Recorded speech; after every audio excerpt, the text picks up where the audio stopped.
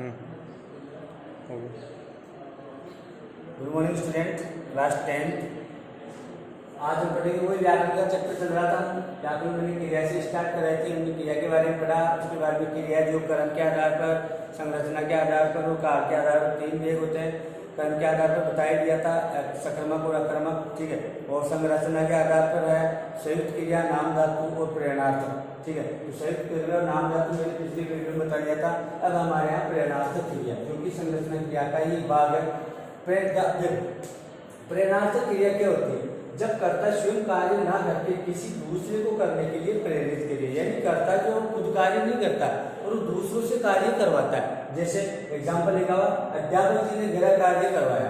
अध्यापक जी, जैसे मैंने कहा कि मैं कल हिंदी की कॉपी चेक करूंगा, तो हिंदी की कॉपी चेक करने का मतलब तुम काम करके लाओगे। मैं करता हूँ, मैंने कहा वो कार्य तुमने किया, ठीक है। जैसे ठेकेदार ने सड़क बनवाई। अब ठेकेदार ने सड़क बनवाई तो इसका मतलब ये नहीं ठेकेदार खुद बना रहा है। ठेकेदार के पास उसकी लेबर होती है, मजदूर होती है, वो सड़क बनाती है, ठीक है।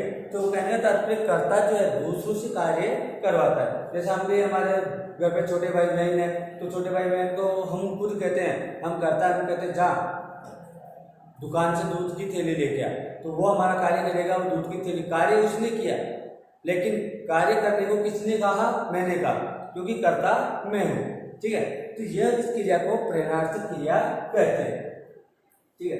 पहले हम जो बात कर लेते हैं, पहले की हमने पढ़ा था 3 प्रकार के होते हैं। कर्म के आधार पर, संरचना के आधार पर और काल के आधार पर। 3 बातें हुई थी। तो कर्म के आधार पर अकर्मक, सकर्मक, द्विकर्मक हो गई थी। उसके बाद में संरचना के आधार पर 3 पढ़ लिए थे, अकर्मक, सकर्मक को संयुक्त क्रिया, नाम धातु क्रिया, और तीसरी है प्रेरणार्थक क्रिया, ठीक है। तो प्रेरणार्थक क्रिया आसानी से इजी आपको समझ में आ जाएगा, कोई प्रॉब्लम नहीं है। यानी कर्ता स्वयं कार्य नहीं करके वह कार्य दूसरों से करवाता है, उसे गृह कार्य, उसे क्या कहते हैं? प्रेरणार्थक क्रिया कहते हैं। प्रेरणा का मतलब है प्रेरित करना, मोटिवेट करना, यानी उसको मोटिवेट करना, ठीक है। अध्यापक जी आए और आते ही बच्चों किताबें खोलो, मैं हिंदी पढ़ूंगा, तो तुमने क्या कार्य किया? किताबें खोली। मेरा क्या, मैं करता हूँ, मैंने तुम्हें प्रेरणा दी, मोटिवेट किया, प्रेरित किया कि किताबें खोलिए, तो वहां पे कौन सी क्रिया होती है? प्रेरणार्थक क्रिया होती है, ठीक है। उतारो उसको एक बार। संरचना के आधार पर तीसरा भेद है प्रेरणार्थक क्रिया। जब कर्ता स्वयं कार्य ना करके किसी दूसरे को करने के लिए प्रेरित करे, उसे प्रेरणार्थक क्रिया कहते हैं। जैसे अध्यापक जी ने गृह कार्य करवाया, ठेकेदार ने सड़क बनवाई। ये जो है यहाँ पे नोट जो व्याकरण की अलग कॉपी बनानी है आपको, वीडियो मीट में जो भी कल मिले थे उनको तो पता है, जो नहीं है वो आज अभी जब वीडियो देख रहे हैं अभी मेरा, तो ये है आपको व्याकरण की कॉपी बनानी है। और व्याकरण का चैप्टर कॉपी ज्यादा बड़ी मत बनाइए, छोटी सी कॉपी बना लीजिए 10-12 रुपए वाली, ठीक है। व्याकरण हम उसमें कर लेंगे। तो उतार लो एक बार,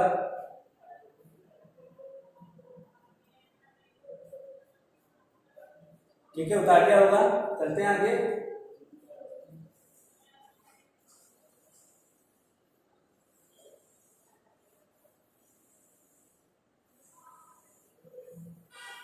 आगे देखिए इसका द, पूर्णकालिक क्रिया।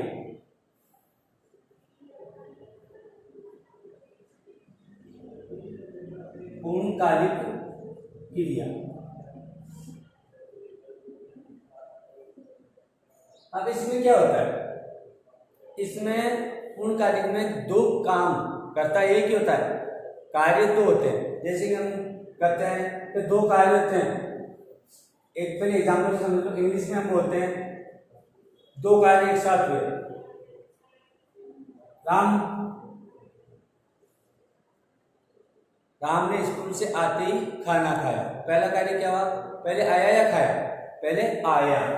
इंग्लिश में देखो, पहले तो हो गया कम, ठीक है, वो आया, और उसके बाद में खाना खाया। दूसरी लिए क्या करते हैं? कम टू लगाते हैं, कम टू ईट फूड, ठीक है।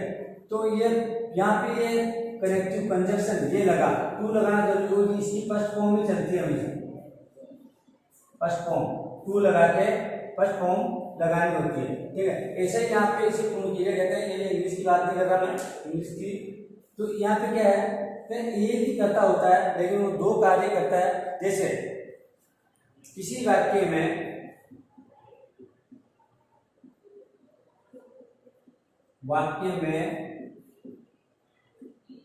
दो क्रियाएं प्रयुक्त हुई हो, दो क्रियाएं प्रयुक्त हुई हो, दो क्रियाएं प्रयुक्त होती है,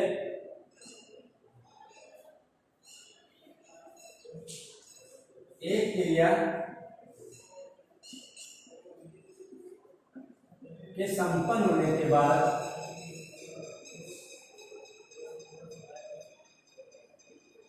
एक क्रिया के संपन्न होने के बाद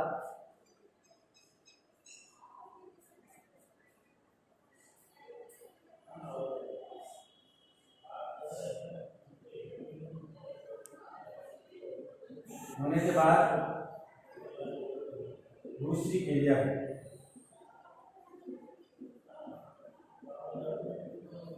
वहां पूर्णकालिक क्रिया होती है। जैसे एग्जाम्पल,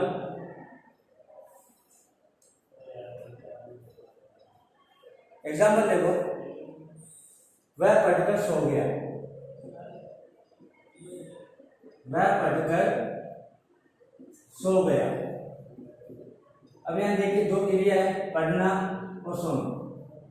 वह पढ़कर सो गया, दो क्रिया हो गई, पढ़कर यानी पढ़ना, सो यानी सोना।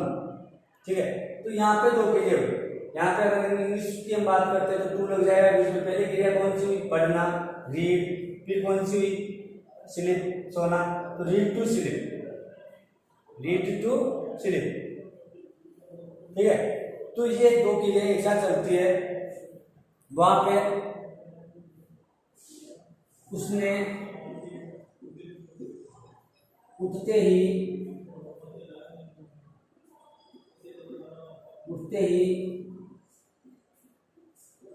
नाश्ता लिया या नाश्ता किया। यहाँ पे भी पहले वो उठा, बाद में उसने क्या किया? नाश्ता किया। तो दो क्रिया हो गई।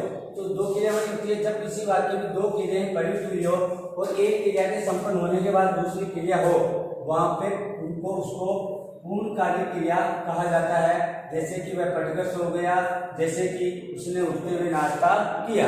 एक बार बोर्ड पे लिखा हुआ है तो उतार लीजिए, आराम से साफ दिख रहा होगा।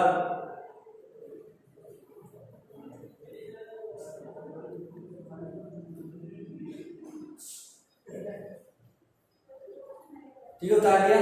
चलते हैं हम आगे, मिटा देते हैं इसको।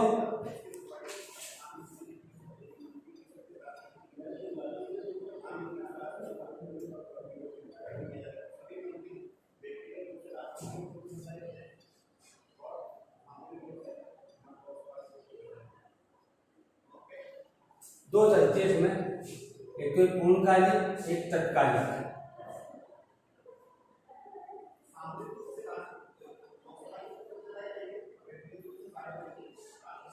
पुलिस के आते ही चोर भाग गया। अब ये भाग गया, ये है तत्कालिक, और आते ही ये है पूर्णकालिक। ठीक है, तो हम तो ये ज्यादा डीप में मतलब आप आराम से पूर्णकालिक, इससे कोई मतलब नहीं है। हमें तो ये समझना है पूर्णकालिक क्रिया किसे कहते हैं। जब किसी वाक्य में दो क्रियाएं प्रयुक्त हुई हो, पहले एक क्रिया संपन्न होती है, उसके तुरंत बाद दूसरी क्रिया संपन्न होती है, उसको पूर्णकालिक क्रिया कहते हैं। जैसा कि यहाँ पे लिखा हुआ है, आप आराम से देख रहे हैं। ठीक है, वह पढ़कर सो गया, एग्जाम्पल है, और उसने उठते ही नाश्ता किया। क्लियर है? दिखा देता हूँ।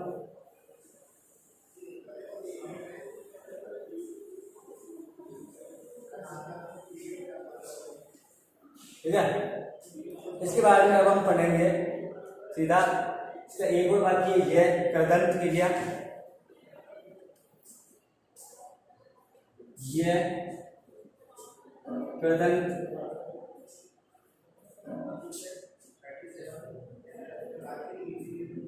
क्रिया। ठीक है, कृदंत क्रिया में क्या होता है, कृदंत क्रिया में होता है साहब आपके क्रिया शब्दों में जुड़ने वाले प्रत्यय कृत प्रत्यय कहलाते हैं तथा कृत प्रत्ययों के योग से बने शब्द कृदंत कहलाते हैं। देखो क्रियापद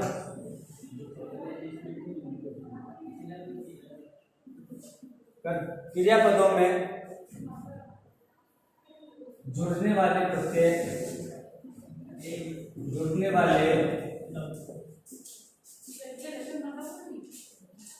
वाले प्रत्यय वो क्या कहलाते हैं, कृत प्रत्यय कहलाते हैं।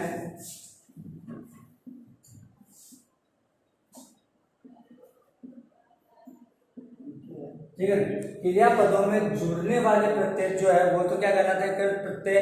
और कृत प्रत्ययों के योग से बने जो शब्द है, कृत प्रत्ययों के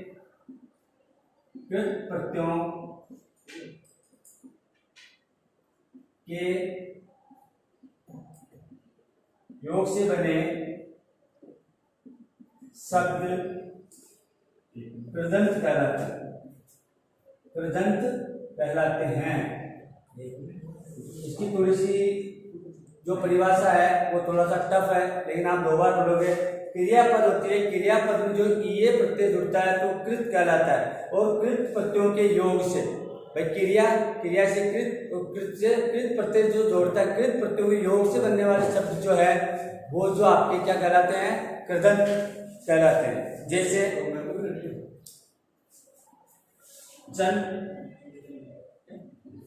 चल का हो गया चलना, चलता, नोट करो एक बार ये, चलना, चलता, लिखना, लिखता, नोट कर लीजिए। एग्जाम्पल,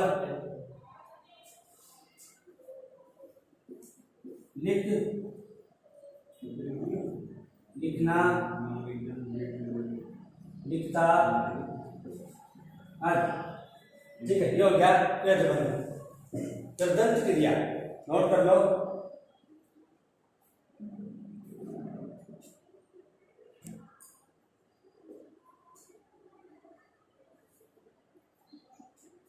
नोट कर लिया होगा।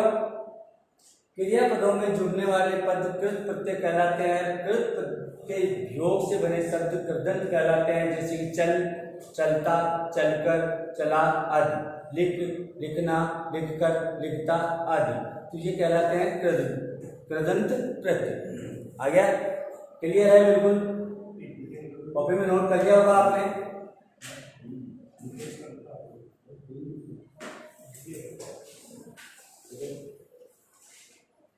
चलो वही रहता हूँ।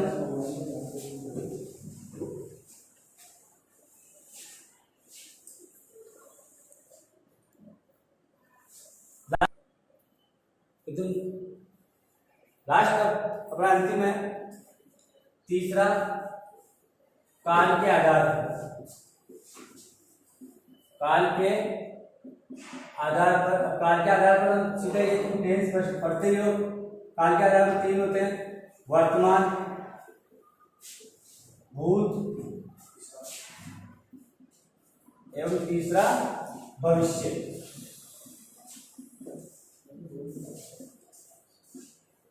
जैसे प्रेजेंट,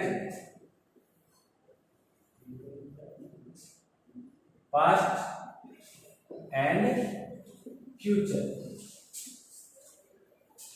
ये हो गए, इनकी परिभाषा लिखाने की जरूरत नहीं है मेरे को, तो ये आराम से कर सकते हो। भूतकालिक क्रिया वह क्रिया और उस क्रिया के संपन्न होने से हमें समय के कार्य का पता चलता है कि कार्य जो है पहले हो चुका है।